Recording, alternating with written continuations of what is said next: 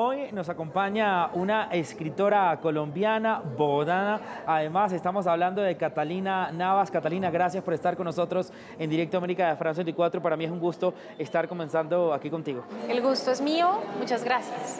Catalina, hablemos de esta novela que estás presentando en esta Feria Internacional del Libro de la ciudad de Bogotá, El movimiento en la crisálida. ¿Qué es la crisálida? ¿Por qué se llama así la novela? ¿Y de qué se trata? Por favor, todas las cámaras son tuyas para que le digas a nuestra audiencia de qué se trata esta novela. Pues Raúl, la crisálida es la etapa de la mariposa previa a volverse un animal alado. Es lo que es el animal que está dentro del capullo, dentro de la pupa, es el animal que reposa ahí. A mí me interesaba mucho esa etapa del animal porque me parece que, aunque parece muerta, realmente está como solamente esperando. Y me gusta la idea de pensar que incluso, aunque está aparentemente quieta, se está moviendo por dentro porque tiene un tiempo que hace que su cuerpo se mueva y su cuerpo se mueva esperando a convertirse en un animal alado. Entonces me gustaba mucho esa dualidad entre movimiento y quietud.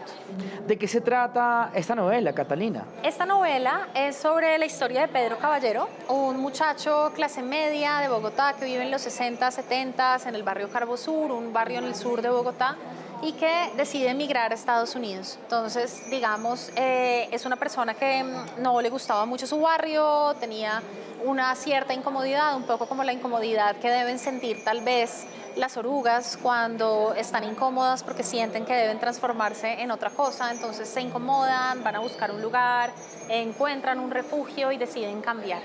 Este personaje siente esta incomodidad, decide emigrar, y cuando llega a Estados Unidos se da cuenta pues que ese camino ascendente, ese sueño americano que él había imaginado no es tal, porque encuentra una serie de barreras. En primer lugar, la barrera del idioma. Es una persona que aprende inglés, entonces llega a Estados Unidos, se da cuenta que el inglés que tiene es un inglés insuficiente, es un idioma que no le alcanza para percibir la realidad en toda su complejidad, pero tampoco para comunicarse con libertad. Y bueno, y son los 80s y finales de los 70s en Estados Unidos, entonces está el virus del VIH. Mi protagonista es un hombre gay, entonces digamos que eso también es parte importante de la trama del libro. ¿Cómo nació la iniciativa de hacer este libro? ¿Eres cercana con alguien parecido a este personaje o con la comunidad LGBTI? No soy, por supuesto, soy cercana culturalmente a la comunidad LGTBI, pero este personaje es un personaje que era el hermano de mi madre. El hermano de mi mamá murió en el año 92 de complicaciones asociadas al SIDA, y yo, después de haber crecido en una familia que no mencionaba mucho el nombre de la enfermedad, para la que la enfermedad, así como para muchos colombianos y latinoamericanos y mucha gente, era un motivo de vergüenza y de mantener ciertas historias en secreto, pues yo quise contar esta historia también como una suerte de homenaje póstumo. A mí me interesan los relatos familiares, me interesan los secretos familiares, los vacíos que hay en las historias que nos cuentan nuestros mayores, y me interesa trabajar a partir de eso. ¿Sientes que este libro a lo mejor puede ser una liberación, una catarsis para gente de tu familia que no hablaba de esta enfermedad, que no era tan cercana con tu tío, que a lo mejor se arrepintió de no compartir tanto tiempo con él? No sé, Raúl, qué pregunta difícil me haces. Curiosamente, he recibido pocos comentarios de parte de mi familia. Yo siento que lo que va a pasar es que o por lo menos hasta ahora no ha sido un detonante de conversaciones abiertas, familiares y sinceras. Creo que lo que va a pasar es que estar allí será una conversación que se tenga un poco en silencio, pero no necesariamente creo que vaya a servir. Será una conversación que tal vez tengan en solitario algunos de los miembros de mi familia, pero hasta ahora no diría yo que va a haber un gran cambio en la manera como hablamos de la enfermedad. Volvamos a la novela, y hablando de esta enfermedad, de esta epidemia del VIH en los años 70, ¿cómo se vivía en esa época, sobre todo en Estados Unidos, donde estaba el protagonista de tu novela? Así es. Pues yo mi personaje lo que siente es una gran frustración porque el personaje siente que debe emigrar a Estados Unidos a raíz de unas imágenes que ve en la televisión. Entonces este personaje era un hombre gay en los años 70, 60 en Colombia, donde en ese momento la homosexualidad estaba incluida en el Código Penal.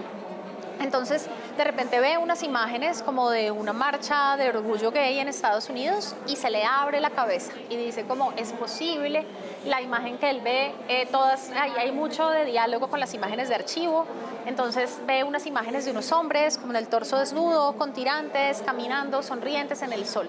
Y entonces él dice, esto es posible. Esto es posible como habitar el espacio público con seguridad y orgullo, yo necesito irme de acá.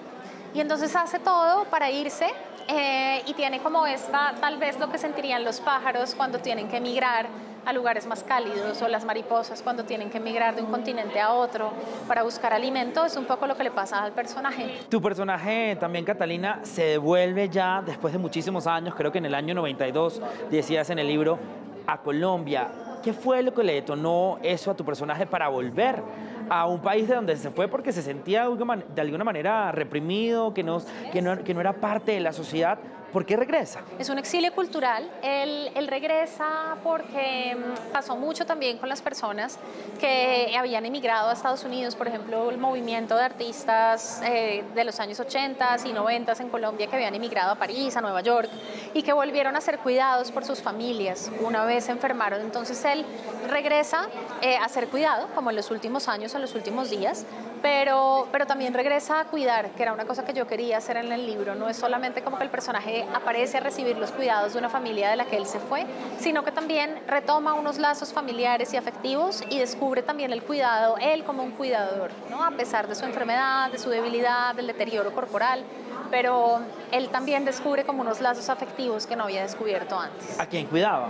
Cuidaba a su sobrina, que es una sobrina pequeña que debe tener 4 o 5 años para el momento pues, en el que él narra, y a pesar de que no puede cuidarla como activamente porque ya está débil de cuerpo, sí la cuida desde el afecto, como de una relación de pequeños gestos y como un cuidado cotidiano.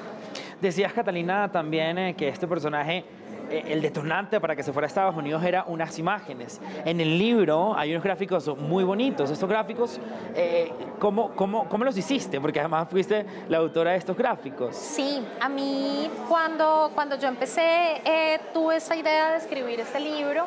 Me di cuenta que en mi casa había un archivo fotográfico que mi tío había dejado, un archivo de cientos de fotos en las que lo que teníamos era fotos de él en sus viajes en Estados Unidos, en Europa, y empecé a intervenirlas de la misma manera como la ficción interviene el relato familiar, pues empecé a intervenir con plantas, con raíces, con papeles, estas fotos que formaban parte del archivo familiar. Yo no tengo ningún talento artístico plástico, entonces me parecía que el collage era una técnica que funcionaba muy bien con mis escasas habilidades artísticas.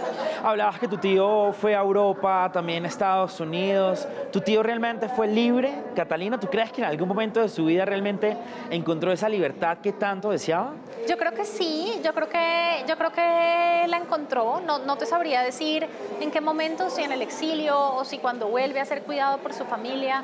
Pero sin duda yo recuerdo, por ejemplo, cuando él volvía en las Navidades y recuerdo que era una persona muy feliz, casi extática, feliz de ser la persona en la que se estaba convirtiendo, como, ¿sabes? Como ese orgullo que se siente cuando uno es la persona que uno quiere ser. Yo eso lo vi en él. Sí. ¿Qué le dices a estas personas que como tu tío a lo mejor pues, tienen ese deseo de libertad, de ser quien uno es, porque realmente creo que es la esencia de la vida, ¿no? Disfrutarla como uno es, las personas lo quieren a uno por como uno es y no estar como escondiéndose entre capas y capas y capas. Tú, desde esa experiencia personal que tuviste, ¿qué le dirías a esas personas que todavía tienen como ese miedo? Tú dices, estamos en el 2022, o sea, el siglo XXI, claro. Y uno puede decir como, pues, puede ser fácil, pero todavía es muy difícil para muchísimas personas. Lo es, absolutamente. Además, hay unos asuntos también de clase y raza que no son fáciles. Es decir, no es lo mismo ser un hombre gay de clase alta, blanco, que un hombre gay negro, empobrecido, ¿no? O sea, todas esas intersecciones también cuentan y hacen más difícil la experiencia de construirse una sexualidad no hegemónica. Pero yo diría que, a pesar de que mi experiencia es supremamente diferente, pues claro, yo soy una mujer heterosexual, cisgénero, pero yo creo que no hay placer más grande que, en estos días lo decía Camila Sosa en una entrevista también que hacía en la Biblioteca Virgilio Barco, y ella decía que no hay placer más grande que mirarse al espejo en las mañanas y sentir la alegría de saber que uno se ha convertido en quien uno quiere ser. Ese es un placer que yo también he experimentado a través de la escritura, a través de otras cosas en mi vida, y de verdad que estoy de acuerdo. Es como una vez uno experimenta el placer de ser quien uno quiere ser, no hay vuelta atrás. No hay vuelta atrás, es verdad. Tienes toda la razón, Catalina. Ya para finalizar, ¿qué buscas en un lector de tu novela? Como cuando se la termine de leer, ¿qué sentimiento quisieras que los lectores tengan? Raúl, esta es una novela llena de vacíos y es una novela porosa, en el sentido que hay muchas cosas que no se cuentan. Por ejemplo, esta es una novela narrada en primera persona. El personaje no cuenta, por ejemplo, cómo se contagió de VIH. Es un personaje, pues porque él mismo lo dice, y dice, porque no es algo de interés de quien me está leyendo, ¿sabes? Y ese vacío, todos esos vacíos que están ahí, son vacíos que el lector tiene que completar. Y tiene que completar desde que entienda por qué no se cuentan las cosas, o los tiene que completar también con su propia experiencia.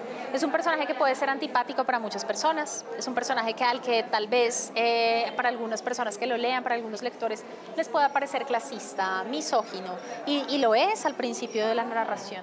Pero todos esos huecos deben ser, yo quisiera que fuera una novela que el lector fuera parte activa de esta narración. Que se fuera transformando a medida que la va leyendo, y seguramente va a ser así, Catalina. Muchísimas gracias por estar con nosotros en Directo América de France 24. Ha sido un placer conversar contigo y sobre todo de la novela El movimiento en la crisálida. Catalina, muchísimas gracias. Raúl, muchas gracias.